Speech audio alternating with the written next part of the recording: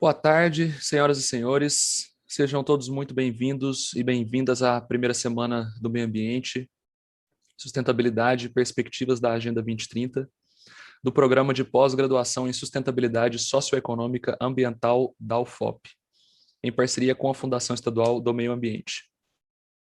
Eu sou o Rafael Flose, atualmente estagiário do programa e também aluno do curso de Turismo da Universidade Federal de Ouro Preto. Estarei presente durante esta tarde conduzindo o evento juntamente com toda a equipe de coordenação do evento.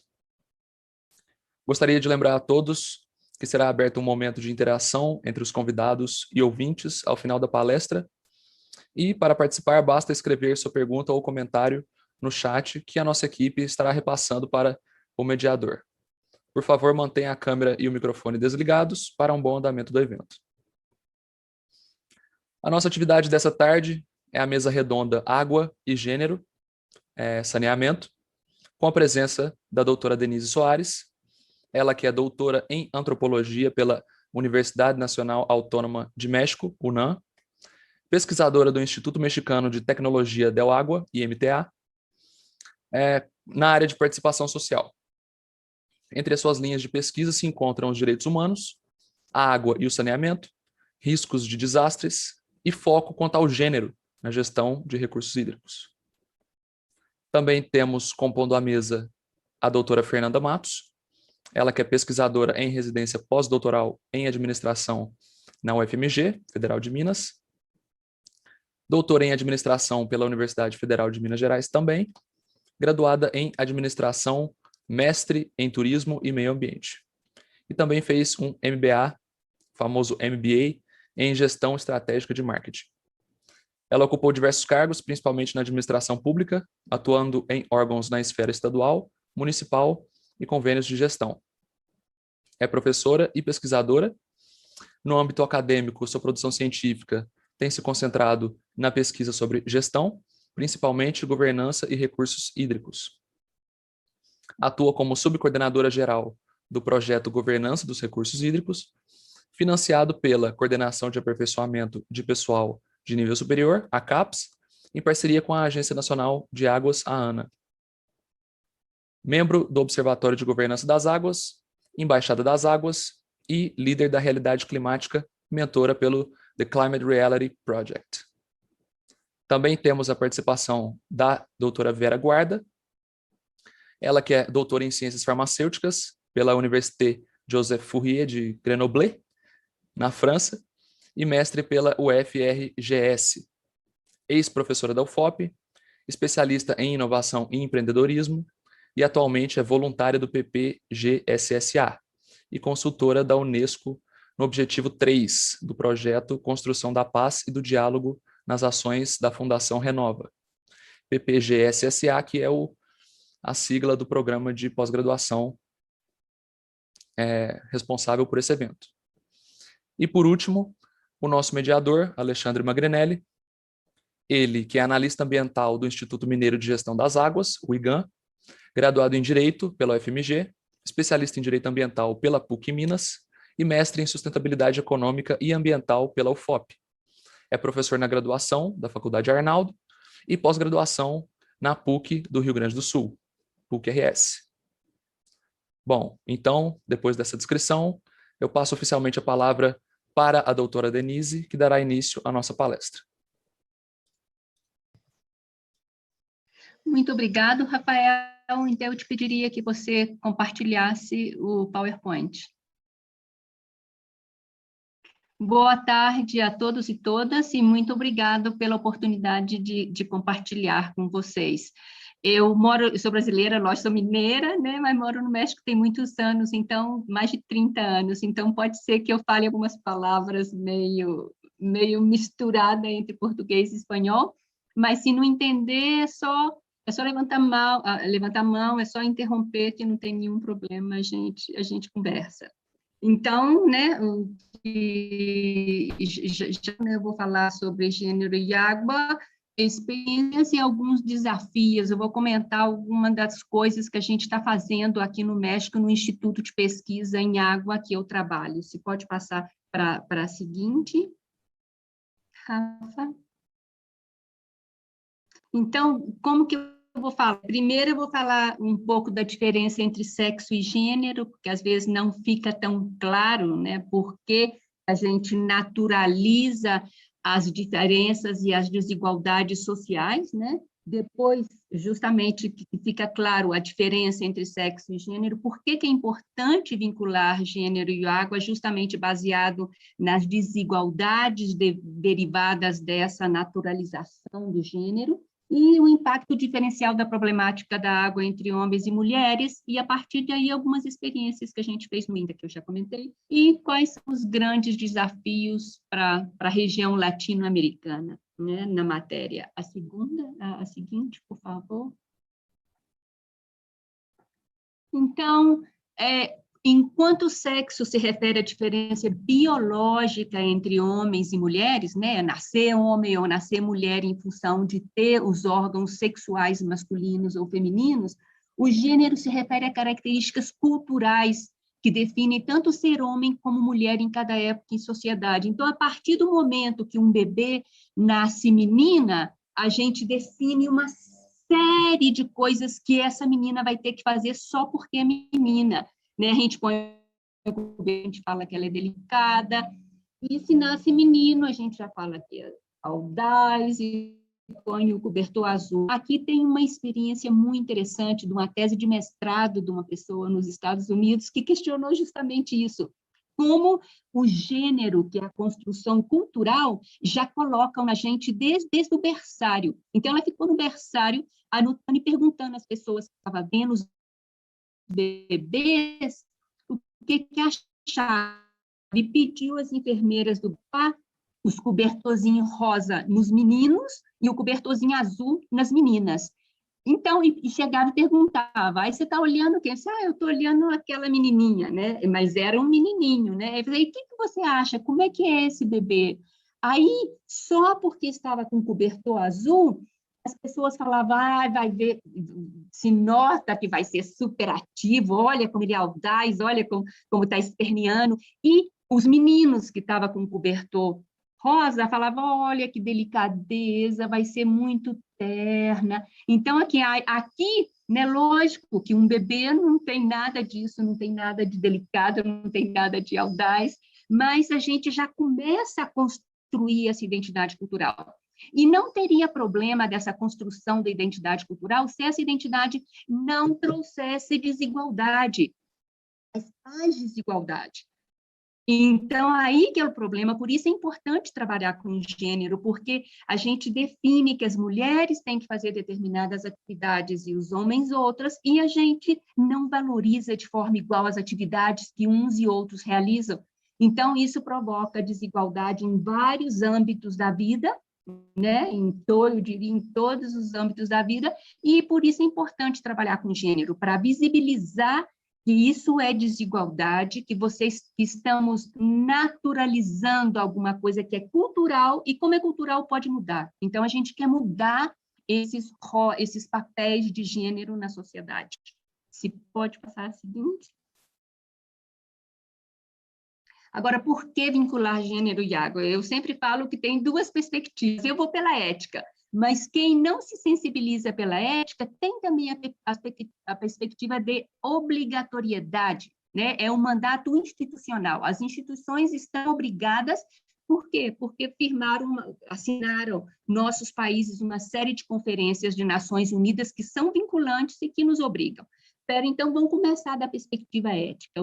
O seguinte, a perspectiva ética, pode passar, Rafael, como que a gente vai excluir 51% da população do planeta dos processos de tomada de decisão, né? Como a gente não vai considerar essas pessoas? Porque as mulheres são 51% da população.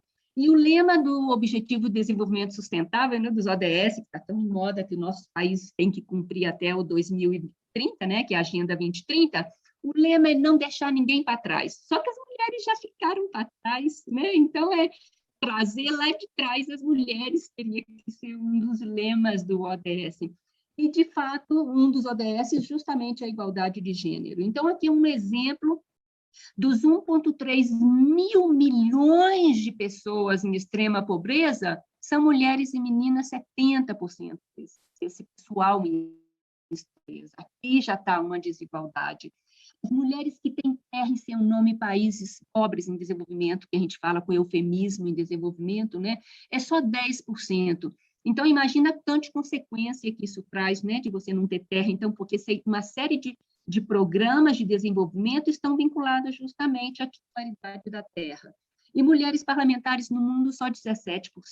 E no setor hídrico, assim, aqui no México, na Comissão Nacional da Água, que é o ente reitor, como a Ana aí, 75% homens e 25% mulheres. E desse 25% de mulheres, muitas mulheres são secretárias, né? Então, aqui, em todos os âmbitos da vida, a gente vê desigualdade em termos de acesso à toma de decisão, de acesso a postos importantes. Para a perspectiva seguinte, Rafa, por favor. De mandato institucional, eu falei, as conferências internacionais, muitas delas vinculantes, os nossos países assinaram. Na década dos 90, que eu imaginei, vai ter muito jovem, né? Então vamos conhecer mais essas, Clube da Terra, o Dublin, Beijing, né? Mas desde os anos 70, em 70 e poucos, não lembro se é 72, 75, teve a Conferência de Mar del Plata, em Argentina, e desde aí e já falou, olha, as mulheres estão em situação de desvantagem no setor hídrico e é importante gerar ações para poder fortalecer o papel das mulheres. Isso, a Conferência de Água, mas teve a CEDAW, que é uma conferência importantíssima em 75, que é a Conferência da Eliminação de todas as discriminações contra a mulher. Então, essas duas conferências foram paradigmáticas e desde a década dos 70, a gente já começou a discutir, né, que é importante incorporar as mulheres nos processos de tomada de decisão no setor hídrico, e isso já falei, os nossos países assinaram esses convênios. Só que assina porque é politicamente correto, porque está no sistema de Nações Unidas, mas não fazem o suficiente para realmente incorporar nas políticas públicas tudo que serão. Então, ainda tem muita desigualdade no setor hídrico no Brasil, no México e nos países da América Latina, em maneira geral. A seguinte. Então, o impacto diferencial do acesso à água e saneamento entre homens e mulheres, né, que justifica um pouco por que trabalhar com enfoque de gênero. Por exemplo, as mulheres e água para consumo doméstico. Se as mulheres não têm água em casa, não têm um encanamento para levar água, ou se a água não chega suficiente, elas que têm que transportar água. Aqui é uma foto de uma mulher num projeto que eu desenvolvi no sul do México, em Chiapas. Elas não têm água, são as mulheres, é a mãe com a filha, 20 litros nas costas, e 4 litros na mão. Então, ela tem que, diário, buscar água no manancial, né, na fonte, e isso provoca problemas de coluna, problema de postura, né? Inclusive risco de violência sexual no caminho, porque a fonte está longe da comunidade, são umas brechas que pode ter louco por aí, né?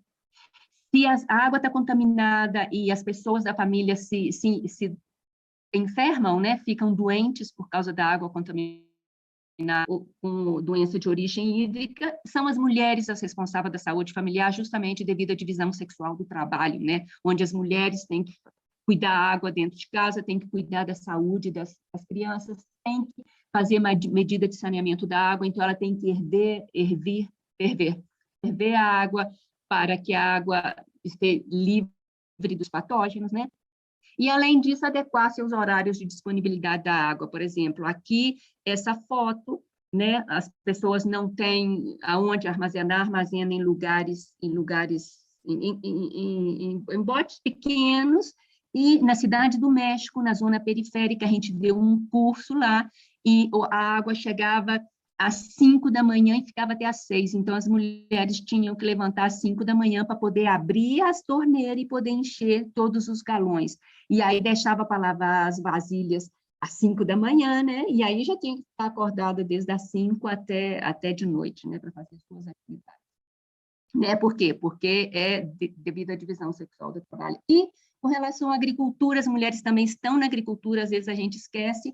Por exemplo, no México, 60% a 80% da segurança alimentar estão em mãos de mulheres, os homens participam muito mais em agricultura para o mercado, para a exportação, só que no México só tem 32% de titularidade da terra, né? Então, a gente já vê aqui as desigualdades e como não ter água e saneamento adequado, isso impacta diferencialmente, aumentando a carga de trabalho das mulheres e fazendo com que elas tenham muito menos acesso a outras oportunidades. A seguinte.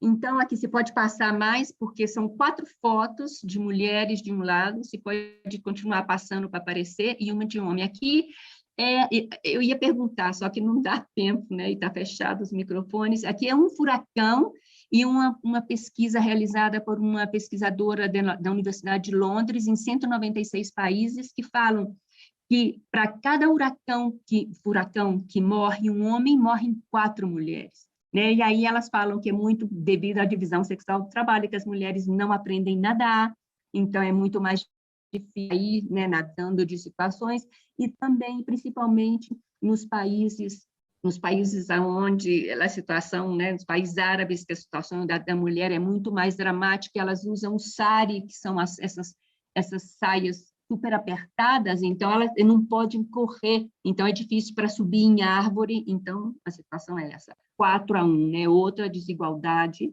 de gênero. Se pode passar. Agora, tem essa situação, mas tem também muitas metodologias, muito trabalho interessante na América Latina. Então, eu quero comentar de alguns, né? Só que tem a vulnerabilidade dessas metodologias justamente porque não tem uma política clara do setor hídrico com enfoque de gênero. Então, depende muito mais de vontade individual e se as pessoas que estão comprometidas com o tema saem das instituições, se caem os projetos. Então, pode passar. Aí eu já vou começar a falar das experiências que a gente teve no México. A gente fez várias oficinas de fortalecimento de capacidade em trabalhos não tradicionais, né, na zona de Acapulco, no estado de Guerreiro.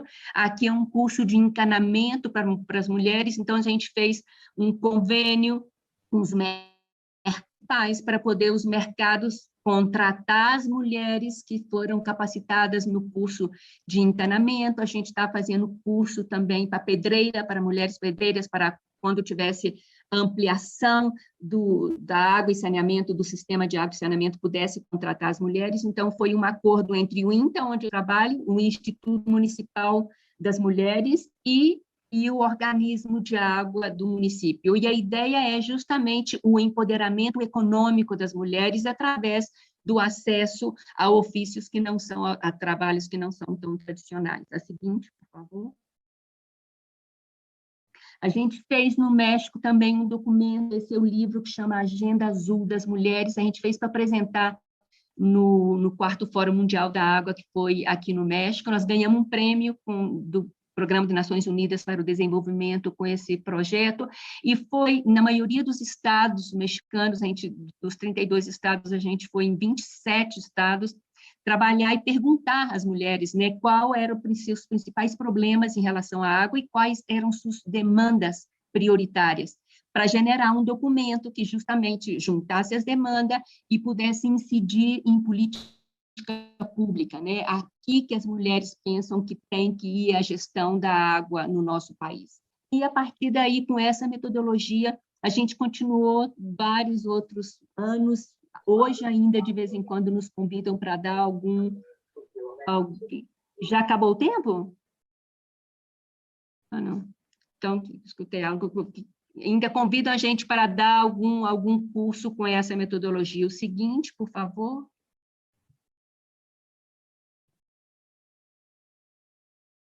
A gente trabalhou também a partir da Agenda Azul, a gente viu que justamente as mulheres tinham muito pouco conhecimento sobre os processos de gestão da água e sobre os direitos das mulheres na gestão da água. Então, a gente fez uma metodologia, incluso para nível latino-americano, a gente validou, trouxe bastante pessoas de vários países para ajudar a validar a metodologia, e temos a metodologia para trabalhar com mulheres líderes em comunidades e com mulheres de ONGs, onde justamente a gente comenta todo o processo de direito das mulheres, como elas podem organizar-se para gestionar a água e termina a metodologia com elas desenvolvendo um plano de ação para a comunidade onde elas vivem. A seguinte, por favor. E se quiserem, depois eu posso mandar as metodologias, o que a gente fez, né? Aqui é um trabalho que a gente fez, aqui tem, o México é muito sensível a furacões, então é um trabalho que a gente fez no estado mais sensível a furacão, que é o estado de Yucatán, muito perto de Cancún, a maioria da gente de fora conhece só Cancún, né? Então é um estado vizinho. Então, a gente fez com enfoque de gênero, que é antifuracões, saber para prevenir, cuidar para não perder e unir para enfrentar, com a participação de todos e todas por igual. Então, aqui é o mapa do estado de Yucatán, a gente trabalhou em 4 municípios, a gente fizemos oficinas, e aqui foi o nosso slogan, não? A gente trabalhou e funcionou esse slogan, foi com as pessoas que a gente trabalhou, e elas ficaram contentes, porque estavam no cartaz, eram cartazes grandes, tiravam os cartazes da rua para convidando para conhecer o processo, né, e levava para casa delas na sala, porque estava a prima ou o primo ou alguém. Então, funcionou essa ideia visual que a gente teve. A seguinte, por favor.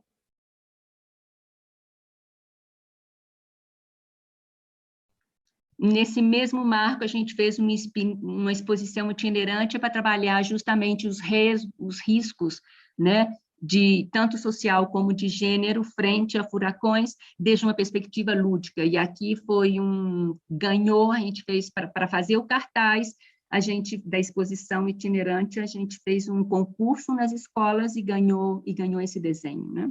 Que é um menino de um dos municípios. A seguinte, por favor.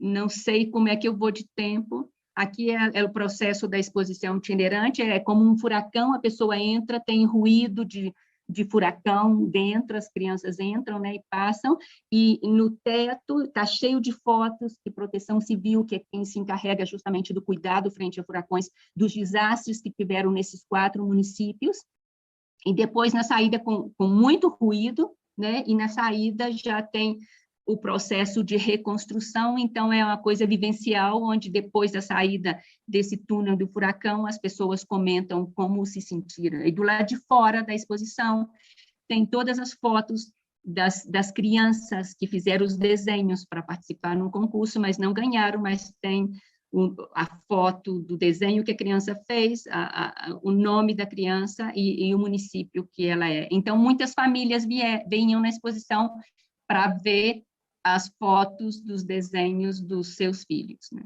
A seguinte, por favor.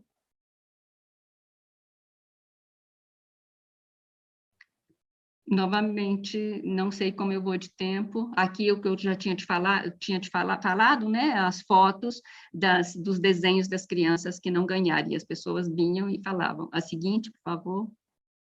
Alexandre, como que eu vou de tempo? Eu estou preocupada aqui. A seguinte. Tem mais 2 minutos, Denise. Então pode passar mais rápido e eu já vou para os desafios. Então, aqui é um jogo didático que a gente fez. A seguinte é um jogo, aí vai ver só a foto muito rápida. A seguinte, por favor, Rafa.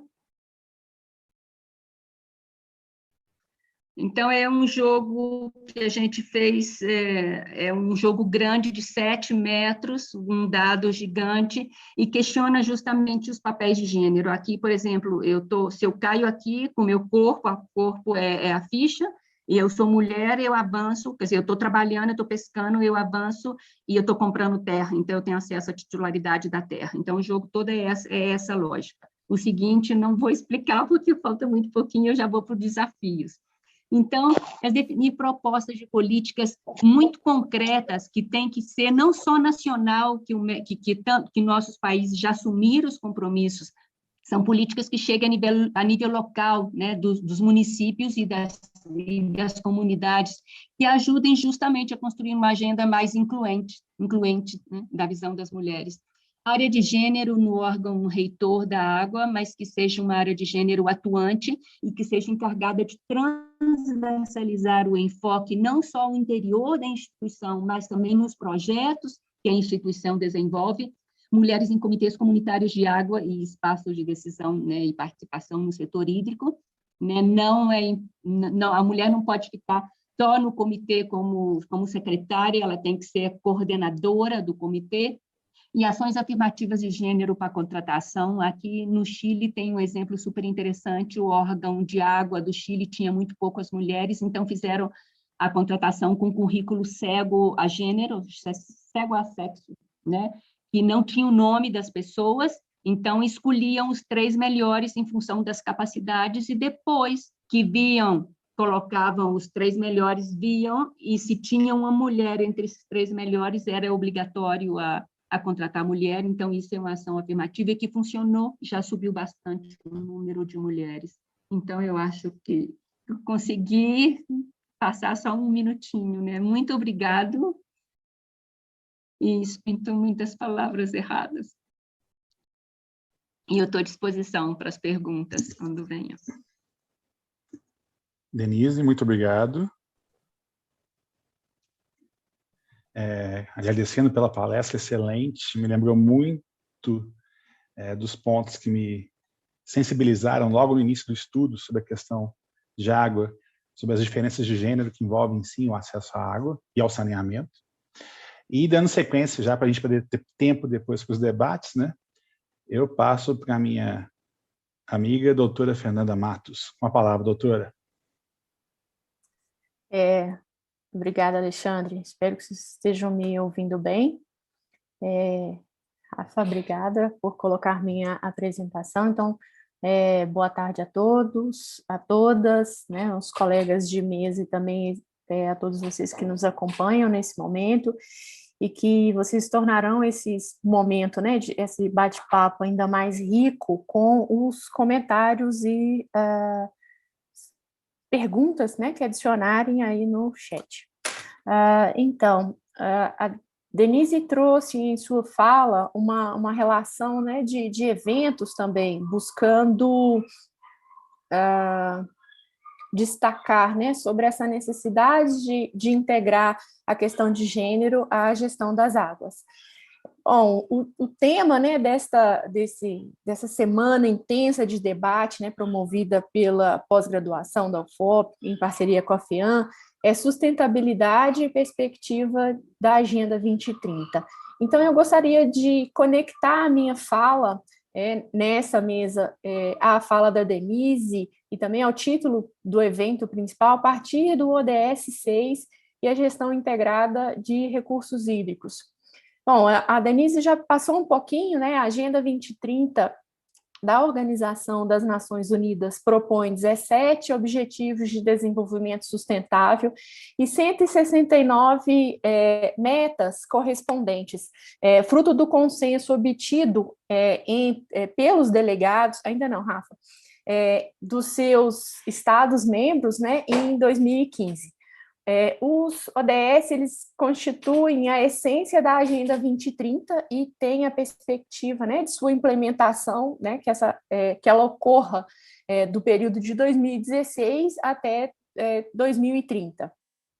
Essas metas, elas são monitoradas por indicadores, os resultados de cada país, sua evolução histórica, elas podem ser acompanhadas, comparadas, né, oferecendo aí um panorama global para esse acompanhamento dessa agenda assumida pelos países, né, e como isso vem se desenvolvendo. Agora sim, pode passar.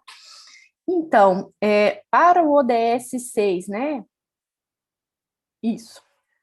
O nosso ODS 6, ele é composto aí por 8 metas e 11 indicadores associados que visam aí assegurar a disponibilidade e gestão sustentável da água e saneamento para todas e todos, buscando abordar também saneamento e recursos hídricos de uma perspectiva integrada. Então, há uma evolução aí nessas agendas, né, e compromissos e avaliação, digamos, e como avaliar essas diferentes dimensões aí.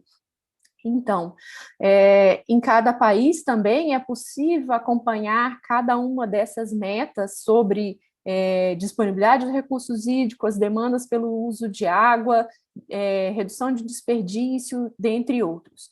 Mas, dentre as metas, eu destaco aí, coloquei em vermelhinho, esse vermelhinho aí por minha conta, a meta 6.5, que refere-se à implementação, né, até 2030, a gestão integrada dos recursos hídricos em todos os níveis, inclusive por meio de cooperação transfronteiriça, quando apropriado, né?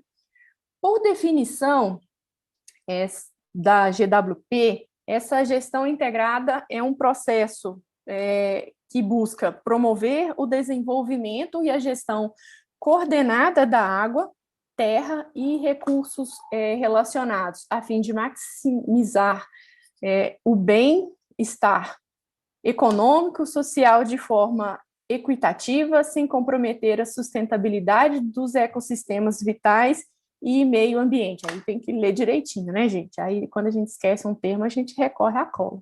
Normal. Então, o cumprimento dessa meta, ele é monitorado e relatado por meio de 2 indicadores, que são o 6.5.1, sobre o grau de implementação, e o 6.5.2, que vai observar aí a gestão das bacias transfronteiriças. Pode passar, Rafa, por favor. Então, esses indicadores, né? O anterior, isso.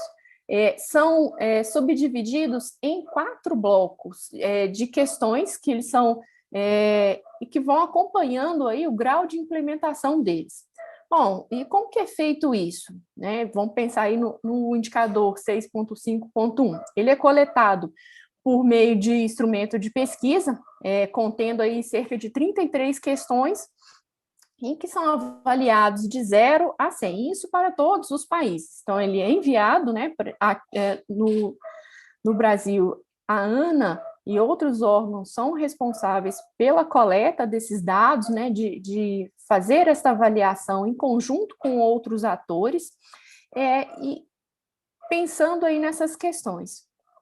Vejam aí que temos ainda, avaliando aí as notas, né, alguns desafios com relação aos instrumentos, né, de gestão e principalmente financiamento, que obtiveram as notas mais baixas.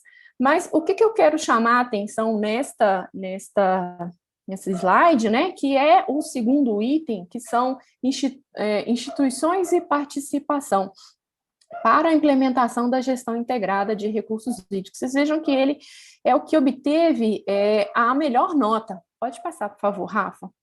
Então, como que é avaliada essas dimensões aí? Como eu disse, é uma série de questões, né? E aí vocês podem verificar alguns dos percentuais alcançados. Vou destacar aí os que obtiveram 100%, ou seja, nota máxima, que é o 2.1A, que fala sobre as instituições nacionais, ou seja, se elas já estão implementadas. Então, nós temos uma Secretaria de Meio Ambiente funcionando, temos a Agência Nacional de Águas, que executa, acompanha, desenvolve uma série de estudos, né? O 2.1B, que fala sobre a participação do setor privado para a gestão das águas, e o 2.2B, que fala sobre a participação pública local. Então, eles obtiveram a nota máxima. Excelente. Vocês vejam que, de uma forma geral, as notas são boas, mas o que eu quero chamar a atenção para esse tópico? Foram os que obtiveram a nota 0. Agora, vamos pensar assim, considerando o tema do nosso debate, adivinha só com o que a gente teve nota 0? Exatamente os pontos que falam sobre a inclusão de gênero na gestão integrada de recursos hídricos. Então, o 2.1, objetivos específicos, né, para agir, ou gestão integrada, né, em planos, leis ou semelhantes. O 2.2C, que são objetivos específicos de gênero em níveis subnacionais, e o D, que fala sobre os transfronteiriços. Então, esses dados eles estão disponíveis no site, né, que faz o acompanhamento, e você pode também obter dados de outros países, fazer uma análise comparada aí depois, mas eu trouxe ele assim justamente para mostrar que a nota Brasil poderia ser muito melhor se já tivéssemos algum avanço nessa inclusão de gênero na gestão das águas. Nessa avaliação aí, os objetivos de gênero, eles referem-se, digamos assim, a uma última análise, a participação e influência nessa gestão dos recursos hídricos, em todos os níveis. O Plano Nacional de Recursos Hídricos, aprovado em 2006, né, e em suas macrodiretrizes, havia a recomendação, né, ainda há, porque ele ainda está em vigor, para promover a incorporação da perspectiva de gênero como elemento essencial na implementação da gestão integrada de recursos hídricos. Está lá na página 20, dá uma olhada lá. Porém, essa recomendação ela não foi traduzida em ações dentro da nossa matriz do Sistema Nacional de Gerenciamento de Recursos Hídricos. Pode passar de novo, por favor, Rafa. Isso. E aí é a nossa matriz, e eu destaco aí, especialmente, os organismos colegiados, né, para a gestão das águas, em que a gente temos aí a participação de diferentes atores, pensando localmente, né, como gerenciar ou como pensar a gestão hidrográfica no âmbito das bacias hidrográficas.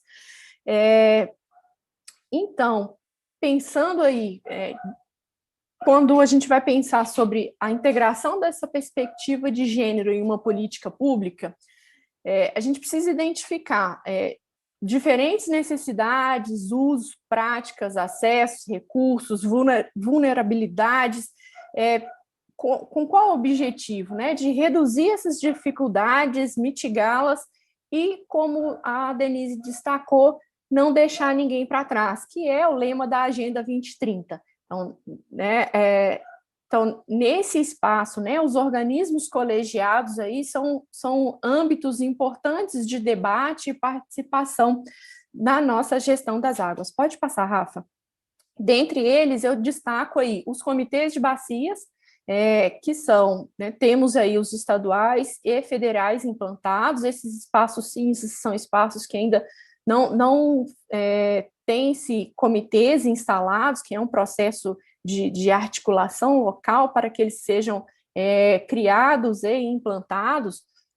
Como exemplo, aí eu marco o Comitê de Bacia do Rio Doce, por exemplo, como ele é um comitê federal, ele abarca aí alguns comitês em Minas, 6, e 4 no Espírito Santo, formando aí. Então, temos um mais próximo, né, esses outros 4 em Minas, por exemplo, 6, se articulam com os do Espírito Santo, formando aí um comitê federal, pensando, né, numa perspectiva de baixo para cima.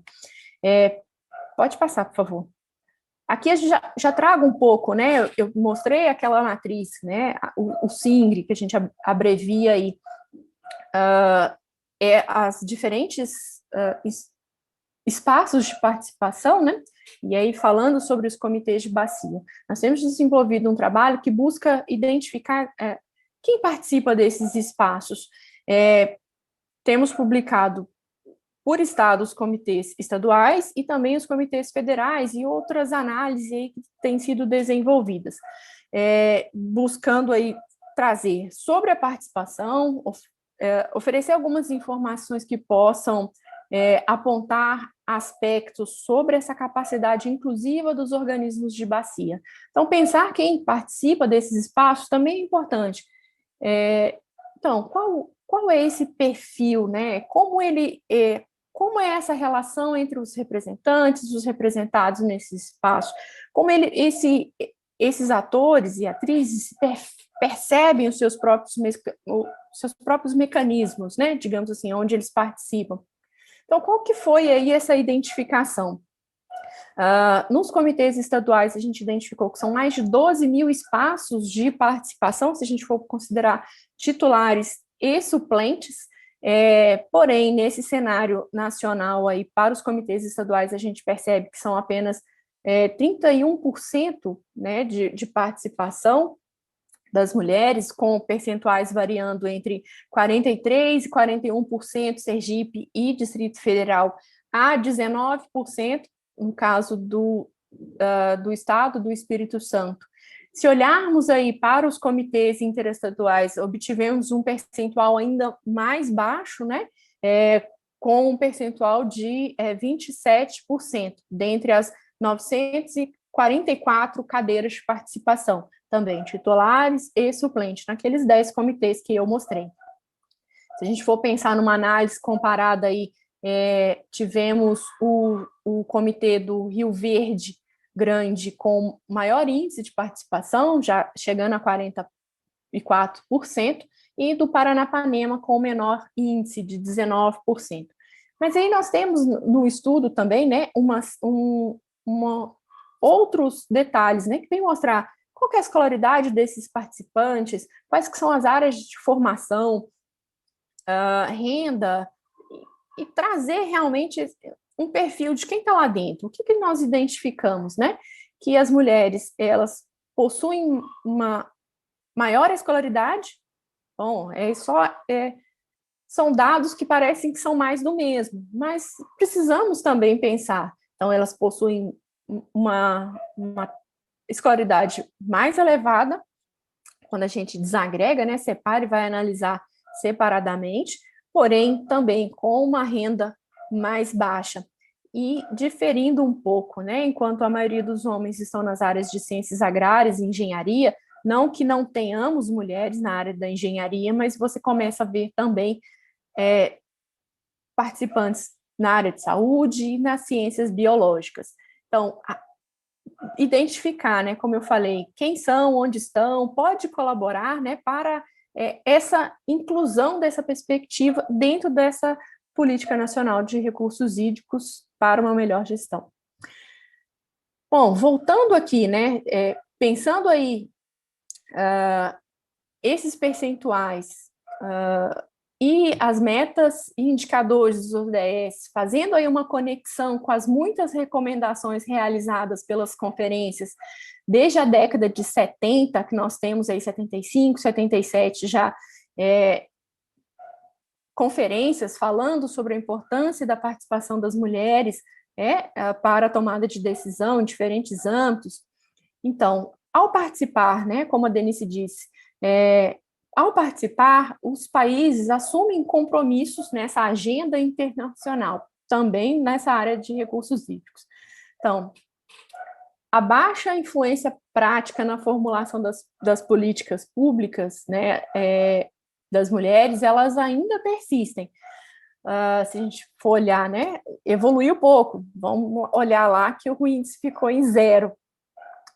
Do mesmo modo, aí persistem esses desafios para como integrar as mulheres nesses arranjos de governança, não apenas em ampliar esse percentual, né, mas também superar outras barreiras, como assédios morais, ideia de capacidade intelectual inferior baseada por gênero, destacado aí pela diferentes pesquisadores, mas foram relatos também identificados pelas pesquisadoras, pelos entrevistados, né? Eles relataram isso. Então, quando eu perguntava para alguns dos membros, né, de comitê, como é ser representante, dentre as falas foram ditas coisas como ser mulher nesses espaços é algo difícil, ser ouvida nesses espaços é algo difícil. Então, foram relatos, por que dizer isso, que foram espontâneos. Eu não estava perguntando como é ser mulher nesses espaços, e eu sempre trago isso. Foram quais são os desafios, como é ser representante. Então, dentre as muitas dificuldades financeiras, de deslocamento, tempo, etc., elas destacaram isso. Ser mulher é um fator dificultador nesses espaços. Então, também precisamos pensar num espaço mais inclusivo também para as mulheres. Pode passar, Rafa. E aí, só mais um outro detalhe. Quando a gente perguntava, assim, nos questionários de pesquisa, vocês também participam da diretoria colegiada, né? Presidente, vice, secretário e secretária adjuntos? Dentre as respostas que colocaram sim, a gente pergunta, qual cargo?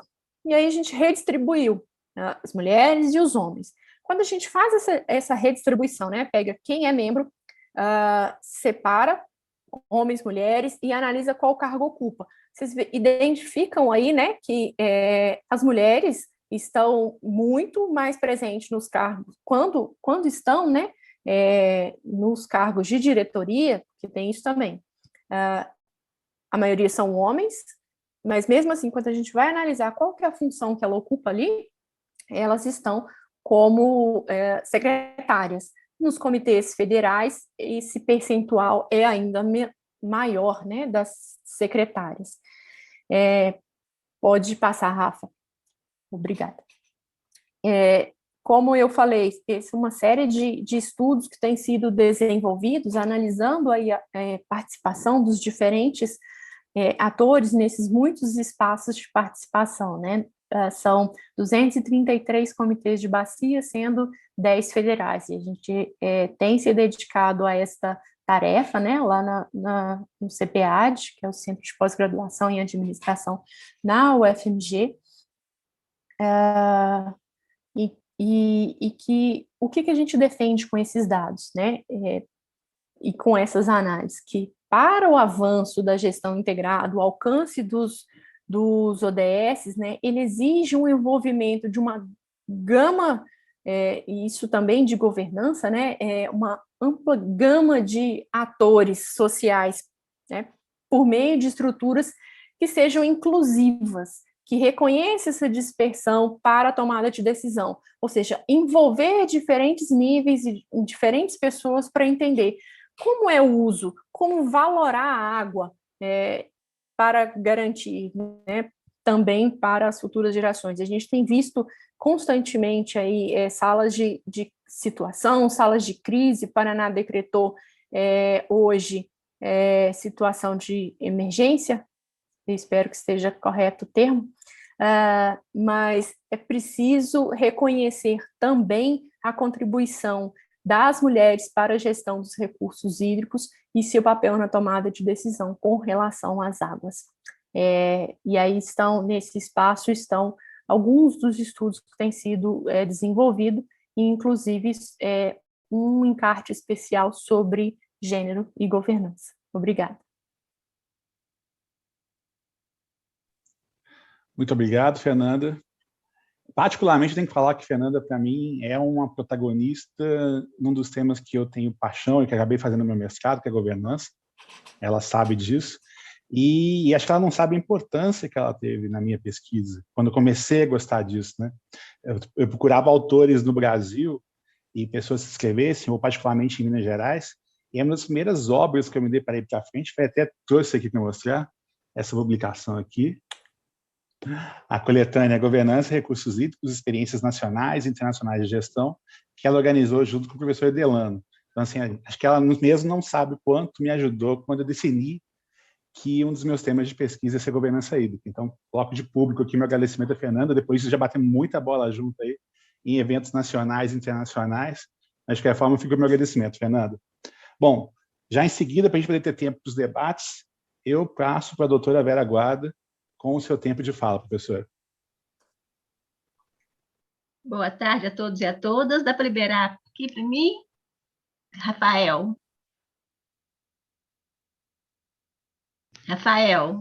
dá para liberar a apresentação? Prontinho, professora.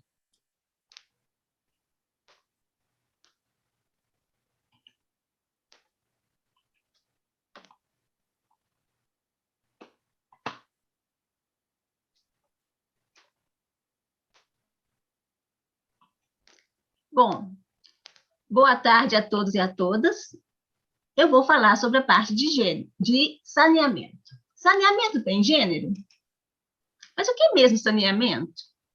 É um conjunto de medidas, né? Ele vai preservar, vai modificar as condições do meio ambiente, vai prevenir doenças, vai promover a saúde, vai melhorar a qualidade de vida da população de uma forma geral, vai melhorar a produtividade do indivíduo e também vai facilitar a atividade econômica. Então, quando a gente fala de gênero, de saneamento, a gente fala de poluição, a gente fala de cemitério, a gente fala de lixo, a gente fala de água, e a gente fala, né, também de saneamento básico, que é solucionar, a princípio, problemas de abastecimento de água e de disposição de esgotos de uma comunidade. Mas, hoje já inclui também os resíduos sólidos e a drenagem urbana. A drenagem urbana é muito importante, né? Belo Horizonte, quando chove, ninguém anda. Água, nem se fala. Mas o esgotamento sanitário está aqui, ó. Ele é muito importante para a gente prevenir as doenças. Igualdade de gênero. Né? Como a Denise já falou, essa igualdade de oportunidade, de participação, de reconhecimento, é valorizar os homens e as mulheres em todos os domínios da sociedade, político, econômico, do trabalho, pessoal, nas condições da família. E aí a gente tem uma pergunta: o acesso à água segura e ao esgotamento sanitário é um direito humano fundamental, ok? E dessa forma, ele é garantido a todas as pessoas sem discriminação? Então, eu vou comentar com vocês o relatório 7 da ONU, né, que vai nos ajudar a responder essa pergunta. O relatório 7, ele foi preparado pelo professor Dr. Léo Heller, da Fiocruz, Minas. Tá? Então, onde é que estão as diferenças de gênero no saneamento? A Denise já falou, coletar água, né, para manter a higiene do lar. Isso aí, as mulheres aparecem em desvantagens, né? Porque quando não tem água próximo, cabe a elas providenciar. E no mundo, segundo o BID, é 64% das mulheres, né, que fazem esse serviço. Com isso, elas perdem tempo para se dedicar aos estudos ou até mesmo a uma atividade remunerada. Consequentemente, vai aumentar a dependência delas econômica com os homens, que vai interferir, inclusive, na capacidade de pagar pelo serviço de água e esgoto, além do estresse psicossocial, a violência sexual e ataque de animais, como cobras e mosquitos, por exemplo. As mulheres também aparecem em desvantagem quando a gente fala de espaços públicos, né? Porque falta instalações sanitárias adequadas nesses espaços. Os banheiros masculinos e femininos, eles são iguais, tanto em número quanto em estrutura. E muitas vezes as estruturas não atendem às necessidades dessas mulheres, porque principalmente no período menstrual, elas precisam de mais tempo e precisam que tenham as condições melhores, né, dos banheiros, como a ducha higiênica, por exemplo. E muitas vezes os banheiros públicos não atendem essas necessidades. E outro fato interessante é que muitas delas deixam de frequentar a vida social e as meninas deixam ir à escola, especialmente nesse período da menstruação. É interessante que há um aumento de 15%, né, nas matrículas escolares, tá? Quando as comunidades contam com banheiros e água potável. Aumenta 15% as matrículas escolares das meninas. Né? E aí, a falta de espaço sanitário adequado vai levar também a problemas de saúde.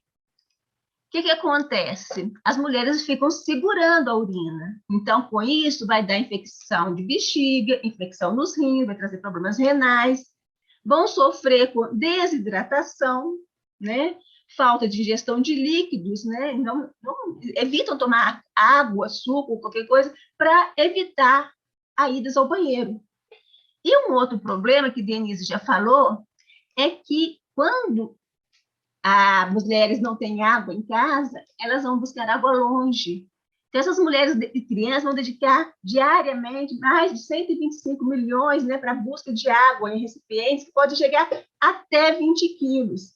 E esses recipientes, elas começam desde cedo, isso vai entortando a coluna vertebral e elas sempre têm deficiências e problemas de coluna. Outra situação crítica são dos transgêneros, porque as instalações sanitárias elas são separadas pelo sexo biológico, que vai favorecer as agressões morais e físicas. Isso apareceu recentemente em uma novela da Globo, né, onde teve uma mudança de sexo, e a menina foi para o shopping com a prima e não soube como é que fazia no banheiro. Então, é bem particular isso aqui. Os transexuais, principalmente na Índia, eles vão enfrentar dificuldade em encontrar casa para alugar. Então, eles são forçados a viver em favelas, em áreas remotas, aí tem sérios problemas de esgoto, distribuição de água.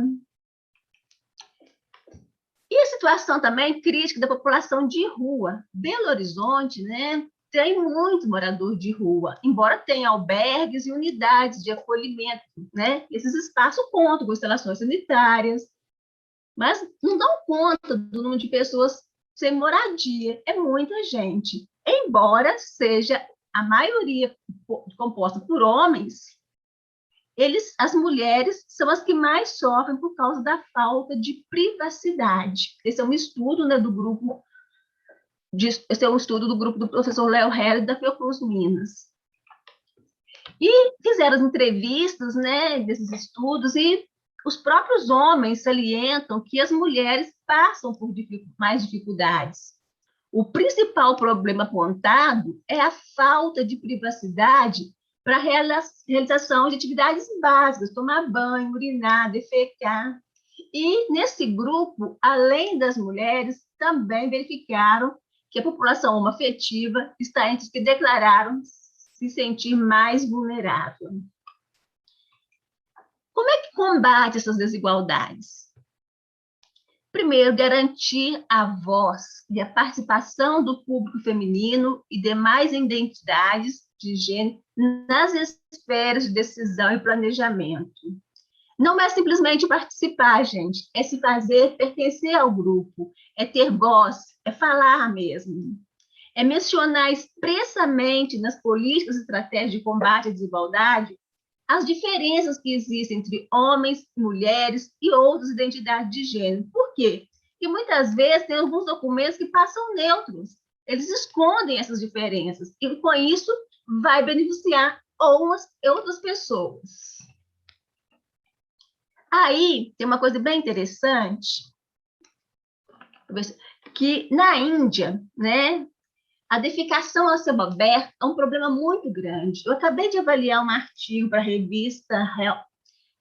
uma revista, e lá falava mesmo que existe isso. A defecação a céu aberto na Índia é uma coisa incrível. Tem até um filme que foi feito disso aqui, né? 130 mil crianças em 2013 morreram de diarreia na Índia. Corresponde a quase um quarto dessas mortes em todo o mundo, né? Mas isso é por quê? Porque tem hábitos culturais e religiosos, machismo, o sistema de casta, que vai dividir a população em diferentes estratos sociais, que estão na raiz do problema. Rafael, você consegue passar o trailer do filme para mim? Consigo sim, só um minutinho. Tá, obrigada. Então, nós vamos ver o trailer do filme e aqui são as referências. É muito interessante, gente. O filme chama Toilette. É um filme indiano, né? A gente vai ver aqui a mulher casou. Ele é meio comédia, mas vai ver aqui a briga por banheiro. Eu quero que vocês observem, principalmente, quando aparecem umas luzes de umas motos, vigiando as mulheres, né? Que vai fazer defecação a céu aberto.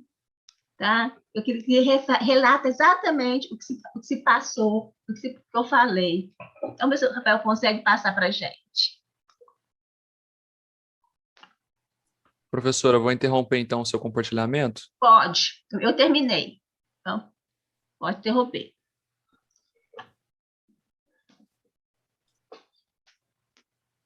Talvez trave um pouquinho a imagem, mas eu acredito que vai dar tudo certo. Tá. Aqui, ó, esse senhor é... Tá. Tá, só um minutinho então. Gente, talvez tenha a configuração, você lembra aqui? Sim. Para ver se dá para colocar a legenda. Vamos ver se está com som. Agora sim, né? Tá. Tentar colocar a legenda em inglês. Português, você pode conseguir o português também, aqui, ó. Passa aí que você vai achar o português. Aí. Ok, gente? É isso aí. Pode tirar o filme já, entendeu? Era só um trailer do filme, vocês podem assistir no Netflix, né? É muito interessante. É um banho comédia, mas ele retrata muito bem a realidade da Índia, né? Porque muitas castas ainda fazem defecação a céu aberto. Era o que eu tinha para trazer para vocês. Muito obrigada. Muito obrigado, doutora Vera. Bom, eu agradeço demais as apresentações, eu acho que é um momento único para mim.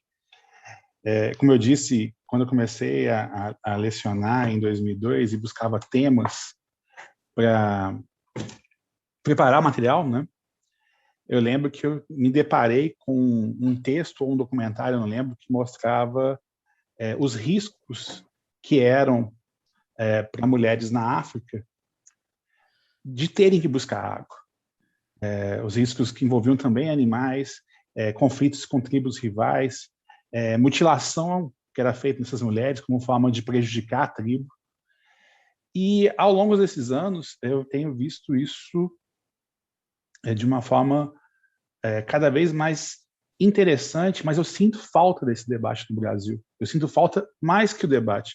Eu sinto falta que as pessoas saibam desse contexto de diferença.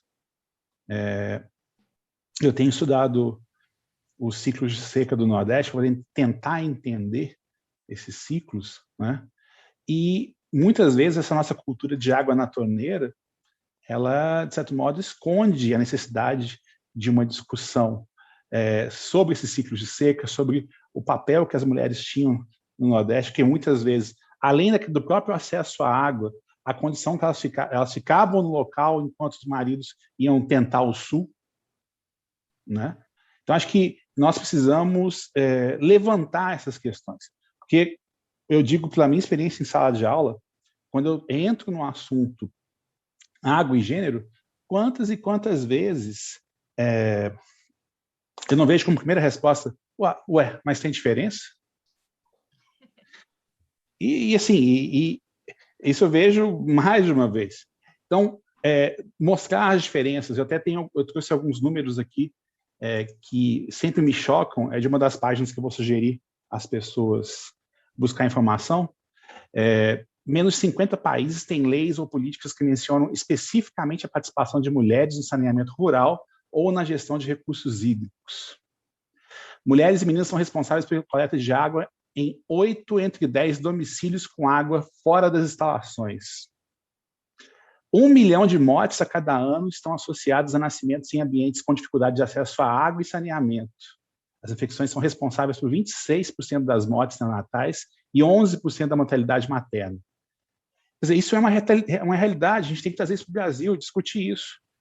Eu gosto sempre, mais do que falar, mostrar onde as pessoas podem buscar mais informação. Eu mandei uma tela de última hora. Alguém está reclamando? Está sem som? Parece que alguém está sem som. Mas você está me ouvindo, Vera? Eu estou te ouvindo. Não, está dando para te ouvir, sim. Estamos ouvindo. Acho ok. que é um problema isolado. Tá. Então, mais do que falar, eu acho importante mostrar onde quem está nos assistindo podem buscar outras informações. Então, eu separei essas informações. Aqui é a página da UN Water, da iniciativa da ONU, que trata da água dentro de várias agências, né? É a página deles sobre gênero. Então, você encontra, além de informações gerais sobre o assunto, alguns fatos e figuras. Existe uma compilação de diversos estudos que vocês podem, se quiserem aprofundar no tema, está disponível. Pode passar, Rafael. E aqui é uma outra página, que eu não sei quantas pessoas estão acompanhando isso, ficou bastante prejudicada nesses últimos tempos, até pela questão da pandemia, mas foi preparado uma série de conteúdos para celebrar os 10 anos da conferência, que reconheceu o acesso à água e saneamento como um direito humano. Então, o Alto Comissariado da ONU para Direitos Humanos, ela preparou uma página sobre isso e ela tem diversos conteúdos sobre vários aspectos que tratam dessa questão da água e do saneamento como direito humano. Então, também está o link aí. Pode passar para a última tela, Daniel? Rafael. E aí, só para destacar, a organização dessa página colocou vários temas por conteúdos diferentes, mês a mês. E o mês de março, certo? Foi dedicado à questão de gênero e igualdade. Então, eu recomendo essas 2 páginas para quem não só queira aprofundar, mas ajudar, eu acho que a palavra é essa, numa discussão que é necessária no Brasil das questões de água e gênero. Bom, dito isso, eu vou olhar com o pessoal aqui se chegou alguma pergunta. Temos alguma pergunta, gente?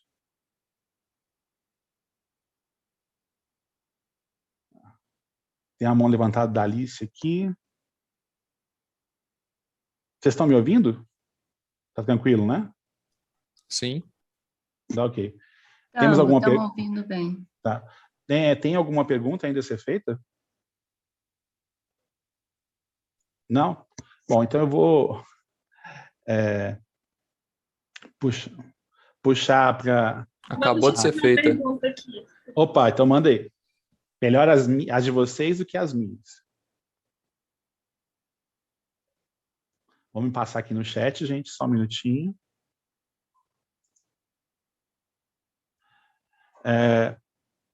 Eu recebi aqui. Parabéns a todas pelas apresentações. Gostaria de fazer uma pergunta sobre as diferentes percepções do uso racional da água quanto ao gênero. Será que as mulheres têm maior consciência ao utilizar os recursos hídricos? E quanto ao conhecimento de equipamentos hidrossanitários economizadores, será que nesse último os homens conhecem mais devido a serem favorecidos por esses conhecimentos técnicos, ou as mulheres por serem aquelas que possuem maior contato por utilizarem mais esses equipamentos economizadores na lida do dia a dia no lar? Alguém quer entrar nesse assunto? Então, temos consciência da mulher sobre recursos hídricos e equipamentos hidrossanitários economizadores. Sim, Vamos lá, Denise. eu posso começar o debate, né? Vamos puxar, Denise. Eu acho que pode ter uma maior consciência das mulheres, não no vazio, porque as mulheres são mais conscientes por ser mulheres, mas pela divisão sexual do trabalho. Se as mulheres têm que estar em casa e tem que pouca água, e a água tem que dar para lavar roupa, para limpar o chão, para fazer todas as atividades domésticas, para cozinhar, para fazer tudo o que precisa fazer, então ela vai ter que estar prestando atenção nesse uso da água, porque se ela usa de maneira mais dispendiosa, ela depois vai ter que sair de casa para poder continuar fazendo as outras coisas para trazer água. Então, tem a ver com onde você está, o que você necessita. Então, por exemplo, se os homens, né, estão mais na agricultura, então eu imagino que se as mulheres estão menos na agricultura para exportação, né? Então, eu sou um homem e eu estou tendo que regar a fresa, esqueci o nome, tendo que regar o tomate ou alguma coisa que necessita muita água, então eu vou cuidar mais da água, né? Não é por ser homem ou ser mulher, é por ser onde você está e as suas necessidades em função de onde está. Eu não gosto de gerar esse estereotipo, porque a mulher cuida mais do dinheiro, não é a mulher mais honesta. Não, eu acho que, né, as pessoas, em função de onde estão, elas vão desenvolver essas preocupações ou habilidades, né, em relação a usar água. Então, se quiser alguém mais continuar. E em relação a que tinha perguntado sobre... A questão de conhecimento de equipamentos sanitários. Eu acho que pode ser igual, né? Porque como é equipamento para economizar água, antes a gente usava aquelas taças sanitárias que era de 12 litros, Isso, passou para 6, agora já estamos em 3 e até 1 e pouco, né? Tem a separação, onde se você fizer só xixi, principalmente para a gente, né? A mulher que faz xixi mais frequente não tá jogando 3 litros de água cada vez que for no banheiro. Então, eu acho que as mulheres também têm conhecimento porque tem que cuidar da água, né? Porque, principalmente, a gente está falando, né? A falta de água no Nordeste. Se eu sou mulher e vivo no Nordeste e eu tenho que racionar a água, eu tenho que pensar, não, eu tenho que ter uma taça sanitária que seja mais econômica possível, então eu vou procurar. Então, é em função das minhas atividades e como eu tenho que desenvolver essas atividades da melhor maneira possível. Fernanda, Vera, complementar de alguma forma? Fernanda, quer complementar? O que acontece, gente? O que a gente vê é o seguinte, até tempos atrás, a gente era criada para ser dona de casa, né? Aí está evoluindo, então dizem que as mulheres são excelentes administradoras de água da porta da rua para dentro. Né? Então, vai entender de torneira aberta, vai entender de que vai faltar água, vai entender de vaso sanitário, vai entender de tudo. Mas da porta da rua para fora, eram os homens que mandavam. Isso é o espírito machista, né? Patriarcalismo que existe por aí. Então, se a gente for pensar assim, realmente, né, as mulheres daquele tempo eram excelentes administradoras da água dentro de casa. Hoje não, hoje nós já somos engenheiras, hoje nós já somos hidrólogas e tudo mais. É lógico, nem todas, né? Mas a coisa já está evoluindo, então já está passando um certo patamar. O patriarcalismo já está deixando de existir. Mas ainda em muitas sociedades, quem cuida da casa, lava a roupa, cuida da casa, observa se está faltando água ou não, ainda é a mulher. Ainda temos a nossa bela música de carnaval, lá tá d'água na cabeça, lá vai Maria, né? Então, aí vai.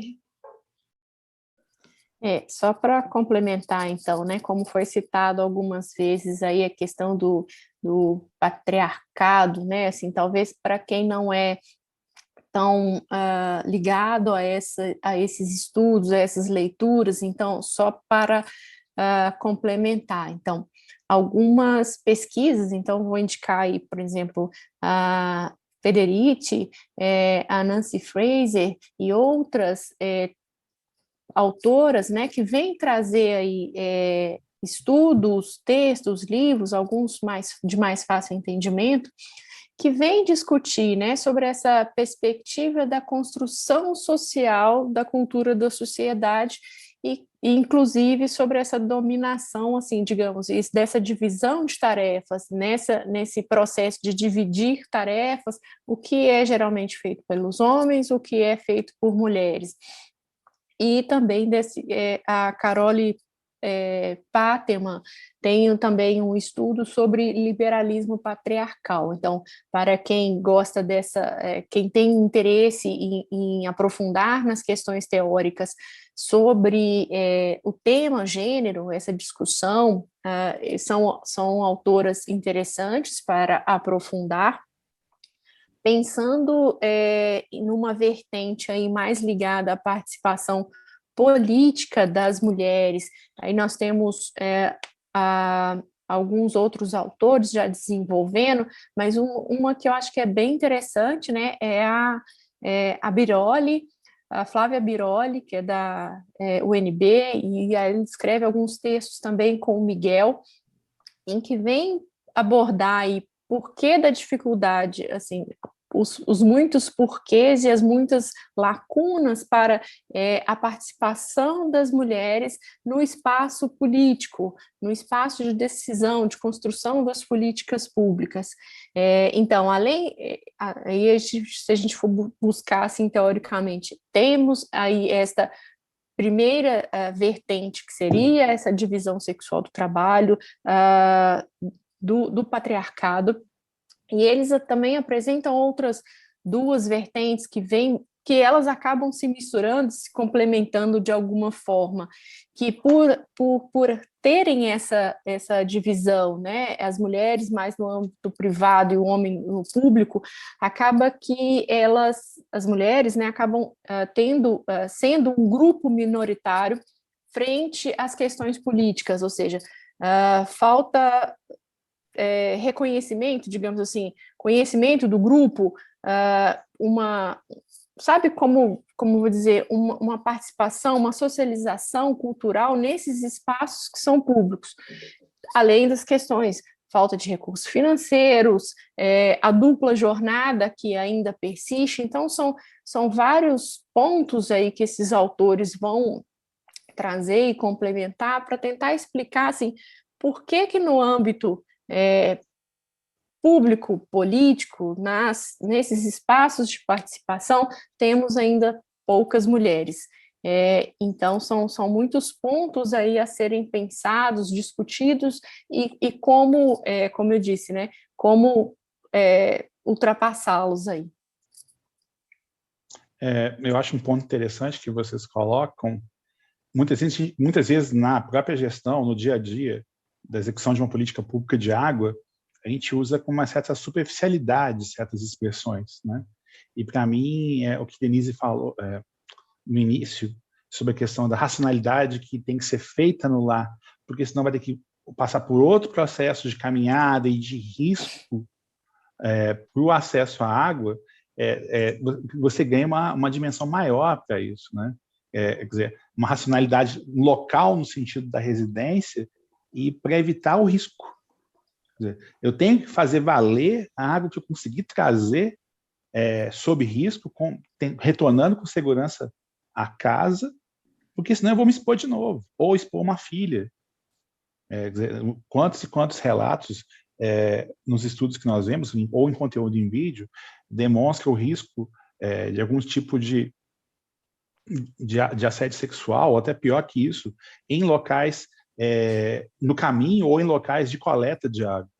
Então, assim, acho que é importante isso tudo para preencher de conteúdo e até muitas vezes ignorado certas expressões que a gente usa no dia a dia com uma certa superficialidade mesmo. Acho importante isso. Eu queria colocar para vocês também, acho muito interessante, como eu disse, eu estou estudando a questão nordestina, não só para focar nela, mas para tentar escrever, para fazer que o restante do país lembre que questões como a crise hídrica que nós estamos vivendo hoje, como aquele 13, 14 que nós vivemos para trás aí, já existiram, nós só não tratávamos de crise hídrica porque a questão do CMA nordestino, seus vários ciclos de seca estavam lá em cima, né? E eu acho muito interessante a obra e a percepção feminina, uma das primeiras percepções sobre essa questão na literatura brasileira, que é o livro 15, da Raquel de Queiroz. Quer dizer, eu acho importante uma autora que tinha essa realidade de vida trazer na literatura uma percepção feminina, não só do próprio processo dos retirantes, né, como de um ponto específico que também é ignorado por grande parte do Brasil, que foram os campos de concentração feitos para retirantes em algumas cidades nordestinas. Quer dizer, cidades brasileiras recebiam retirantes que precisavam, no Nordeste, né, que recebiam, andavam por quilômetros para conseguir o acesso. Acho que, se eu me lembro, eles andam para Quixadá, naquele primeiro texto, depois, quando chegam à Fortaleza, são colocados num antigo curral transformado num campo de concentração. E aí as relações que ocorrem dentro do livro em relação às mulheres, em relação aos proprietários de terra, eu acho muito importante a gente trazer também o olhar feminino até sobre a história brasileira e a questão da seca, a questão da falta de água, que a gente acha que isso é tudo uma realidade muito distante nossa. É um problema na África, é um problema na Ásia ou alguns países na América Central, mas está aqui. E mesmo muitas vezes em ocupações ou em algumas favelas ainda, em que o acesso à água por fonte segura não é garantido. Então, assim, o quanto também nós não internalizamos isso e temos essa realidade que afeta mais as mulheres próxima de nós. e ignoramos, certo?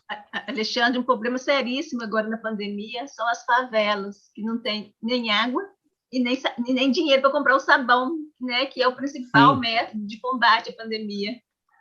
E eu digo o seguinte, se as pessoas você tem que explicar para as pessoas essa questão, sim, da diferença de água e gênero, quando você entra na questão da higiene menstrual, que é um outro tema que está ganhando força no mundo. Alguns países agora estão fornecendo, né, produtos para isso, essa dignidade, porque também essa questão que afasta mulheres da educação e do trabalho, isso é fato. Mas como assim? Eu acho que a realidade nós nos acostumamos tanto com uma zona de conforto, que é o nosso normal de vida, que muitas vezes nós questionamos aquilo que, na verdade, é problema de muitos outros tantos no mundo. Então, acho que, para aprofundar mesmo a questão do acesso à água e ao saneamento, podemos incluir também a questão da higiene menstrual.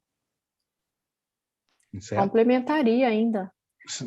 Não apenas neste período, que sim, sem dúvida, e causa muitas doenças, né, o não cuidado, a não higiene adequada, mas aí estendendo aí para o período de maternidade, cuidado com o recém-nascido, em que a falta de água, a higiene adequada pode levar à morte mãe e filhos, né? Então, não só aí, quando a gente começa a misturar essas outras muitas variáveis, grande parte da população em pobreza são mulheres. Então, você soma isso, a falta de água, limitações aí, dificuldades para cuidado com a sua própria higiene, e a higiene com o próximo, o recém-nascido, ela que cuida do idoso, ela que cuida da criança, das questões domésticas, e outras muitas deficiências. Isso vai gerando aí um problema cada vez mais difícil de ser transposto, agravado pela falta de água e esgotamento sanitário adequado. Lembrando, até pesquisando aqui do lado do computador, né? A Escócia foi o primeiro país a tornar, como política pública, né, a distribuição gratuita de produtos menstruais. Então, acho que são iniciativas que nós temos que pensar, porque o poder público vai assumir isso, ele assume, primeiro, por uma questão de dignidade humana, e especificamente para mulheres, e mais que isso, porque sabe os efeitos que até para a economia temos, para a educação, para a economia, que nós temos nisso. Então, acho que é uma questão que tem que ser discutida, sim. Vou ver se tem mais alguma pergunta aqui colocada no chat. Temos mais alguma coisa? Não. Não, né? Bom, se quiserem colocar alguma coisa para a gente poder encerrar esse maravilhoso painel, que eu agradeço muito. Temos a Adriana Rodrigues Mainete comentando. Não consegui ver aqui, eu estou fora do chat do Zoom. A coisa me manda aqui comentário. Eu leio para você. Em cidades grandes, Rio de Janeiro, Baixada Fluminense, região metropolitana, ainda se vê muita falta de acesso à água, e muitas mulheres que, além de trabalharem fora, passam madrugadas acordadas captando goteiras. Sim, é esse ciclo, né, assim, que vai se intensificando. Rio de Janeiro, está aqui.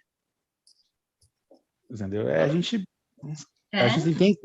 tem que trazer, e por isso eu quis colocar aquelas telas. Eu acho que nós temos que não só tentar sensibilizar pelo tema, como fazer com que eles que se interessem aprofundem nele também. E é interessante que isso é antigo, né? Porque aquela música Lata d'Água é antiga. Relato da mulher que dissipa o asfalto para pegar água para subir para o morro. Não é uma coisa recente. Bom, o nosso horário está chegando. Com base nisso, né, que vocês leram agora, que eu achei muito interessante, eu quero retomar a palavra da Fernanda, quando fala da dupla jornada das mulheres, né? As mulheres, já houve uma flexibilização da divisão sexual do trabalho, as mulheres começam a trabalhar fora, mas como as atividades domésticas não são valorizadas tanto quanto as atividades pagadas, né, que geram recurso, os homens não entraram tanto a trabalhar em casa e apoiar. Então, gera dupla jornada. Então, eu vou trabalhar, o que fala aqui, né?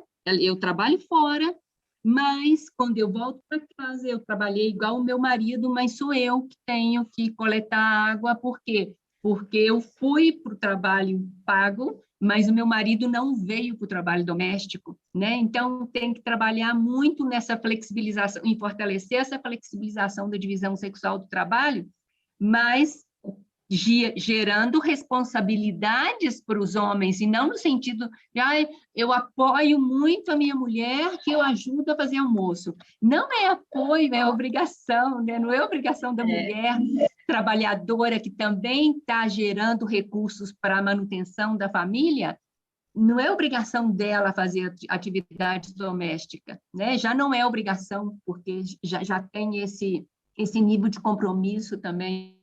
Eu acho que a palavra é essa. Isso, né? É um compromisso mútuo. E trabalhar com a classe média, né? Porque muito na classe média a mulher tem dupla jornada justamente porque os homens não foram para o espaço doméstico e as mulheres foram para o espaço público. É muito importante trabalhar nisso, porque está gerando muito estresse. Eu posso Você faz dizer isso em casa, Alexandre? Faço, gente. Faço. Então tá bom, tem que dar exemplo. Faço, e assim, eu acho a importância de não só isso, mas dar o exemplo para minha filha, que está mais velha, e agora o Lourenço, que está com 1 ano e pouco, para que ela veja que o normal são os pais ou fazendo juntos, ou cada qual assumindo uma função. Quer dizer, não é a mãe assumindo tudo. Acho que o normal é esse trabalho mútuo pela casa, e também por eles, né? Imagina 2 filhos, um com 1 ano e meio e uma com 9 em idade escolar, durante a pandemia dentro de casa. Então, a gente vira de tudo aqui, né? A gente estava gravando o vídeo dela para o inglês, para a prova final dela. Entendeu? Então, assim, eu acho que ou acentuou para pior em alguns casos, ou aumentou esse laço de cooperação em outros, e eu acho que a gente tem feito isso muito junto aqui. Entendeu? Acho que é importante. Bom, vamos ver se tem mais alguma coisa aqui. Você quer colocar mais alguma coisa, Vera? Porque senão a gente já pode caminhar para o encerramento. Alguém quer colocar suas palavras finais aí das 3, agradecendo já a todos vocês. Denise, Fernanda, Vera. Denise, que é nossa visitante de fora. Suas considerações, suas palavras finais, Denise. Finais. Convidar para o Slag. Boa. Denise, o Slag, Denise. Divulguem, por favor. Ótimo. A gente está justamente, a Fernanda, a Vera e uma investigadora que não está aqui, que é a Daniela Nogueira, que vocês, eu imagino que muita gente já leu muito material dela também, porque ela trabalha de maneira muito ativa em favor dos processos de empoderamento das mulheres, né? A gente está organizando um seminário que a gente chama de Seminário Latino-Americano de Água e Gênero, e a ideia é justamente trazer o debate das desigualdades de gênero e as oportunidades, tanto em termos políticos como em termos sociais, para ir diminuindo essa brecha de gênero. Então, vai ver, a gente quer que tenhamos conferencistas de vários países da região latino-americana que nos compartilhem, né, as suas experiências, seus conhecimentos, e não sabemos ainda quando vai iniciar, porque a gente está em processo de organização, né, mas seguramente antes de setembro, outubro, vocês já vão estar sendo convidadas e convidados para participar. Excelente. Conjugando aí vários outros temas, né? Então, gênero e mudança do clima, e água, e outras correlações aí, mas a base, claro, vai puxar também para a água, né? Mas, assim, trazendo também outras perspectivas dentro de água e gênero, pensar também a mudança do clima, por exemplo, que é uma área também que é importante e que também se mostra pela literatura, né, que as mulheres são também as mais afetadas pela mudança do clima, então é preciso também discutir. Já aproveitando que eu fiz esse acréscimo aí da Denise, né, só falando como um fechamento aí, voltando um pouco sobre essa participação das mulheres, né, nesses espaços, que é uma busca, né, essa busca dessa participação, digamos, equitativa, né, ela pode criar oportunidades sociais, econômicas e, digamos, enobrecer o sistema de gestão das águas, também contribuindo aí igualmente para a consolidação do desenvolvimento, do envolvimento sustentável. Então, é um imperativo, como vimos aí pelas notas Brasil junto aos ODS, né, que é um ponto em que estamos com nota 0, então precisamos avançar nisso, e que essa participação equitativa também ela pode chegar a outros grupos vulneráveis, como crianças, idosos, porque muitas vezes, como já dissemos, os cuidados, os zelos dependem das mulheres, mas essa participação social ela é um processo que se constrói. Assim, a gente precisa incentivar isso em diferentes frentes, por isso eu acho que é tão importante esse espaço dentro de uma semana de meio ambiente e em outros muitos espaços para incentivar essa participação em diferentes segmentos da sociedade, não só, como o Alexandre disse, né, sensibilizando, mostrando a importância, mas também para aumentar esse engajamento, essa possibilidade de participação das mulheres de diferentes nuances, que isso é importante também, porque quando você começa a cruzar com outras categorias de análise, né, como raça, classe, renda, escolaridade, você vê que os desafios são muitos, são amplos, e nós temos espaço para todos participarem dessa discussão. Obrigada novamente pelo convite e obrigado por estar com vocês nessa tarde. Bom. Obrigada, né? Obrigada aos ouvintes, né? As minhas colegas Denise, Fernanda, meu colega Alexandre, né? Obrigada aos estagiários. A gente fica muito, né, empolgado com esse tema, muito feliz, que a gente precisa divulgar mesmo, porque o lugar de mulher é onde ela quiser, mas os homens têm que colaborarem também. Então, patrões, empregados, né? Pessoas responsáveis por políticas públicas têm que entender bastante de gênero, das diferenças, né, das atividades de homens e mulheres, para que a gente possa ter políticas coerentes, né, políticas públicas capazes de diminuir esse vazio que tem, né, essa diferença que tem entre as atividades de homens e mulheres. Muito obrigada a todos, uma boa tarde. Obrigada, Alexandre, obrigada, Denise, obrigada, Fernanda, obrigada, Kerley. Eu vou encerrando, então, esse painel. Eu que agradeço. Ela chegou aqui agora, gente, vou deixar ela falar um pouquinho.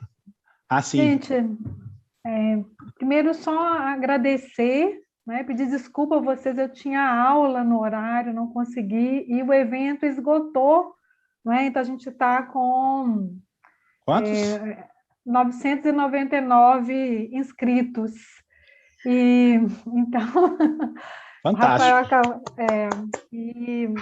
e aí eu não consegui trazer a minha turma para participar, mas aí, de qualquer forma, agradeço e espero encontrá-los em outras oportunidades, e convite feito para novos encontros, novas atividades, não é, Verinha? E parabenizar a Vera, coordenadora geral do evento, e toda a equipe. Agradeço a vocês. É isso. Gratidão, Alexandre. E vamos ao slide. Bom, eu queria, já encerrando esse painel fantástico, primeiro agradecer a vocês três, fantásticas palestras, gostei muito. Agradecer à Fundação Estadual do Meio Ambiente, minha casa de origem, pelo convite, para poder mediar essa mesa, especialmente na figura da minha amiga Denise Bruschi, a quem eu devo muito, sempre deixo público isso, agradecendo a ela, a amiga também Regina Medeiros, e deixar meu agradecimento especial ao Programa de Estabilidade Econômica e Ambiental da UFOP. Eu tenho orgulho de dizer que eu sou mestre pelo programa, acho que vocês que estão hoje aí não sabem a paixão que eu tenho por esse programa, divulgo para os meus alunos que continuem seus estudos acadêmicos aí. Eu digo que ele conseguiu realizar o meu sonho de alcançar o mestrado. Eu devo ter entrado para o Guinness como o aluno que levou mais tempo para fazer o mestrado, mas a história é longa, né?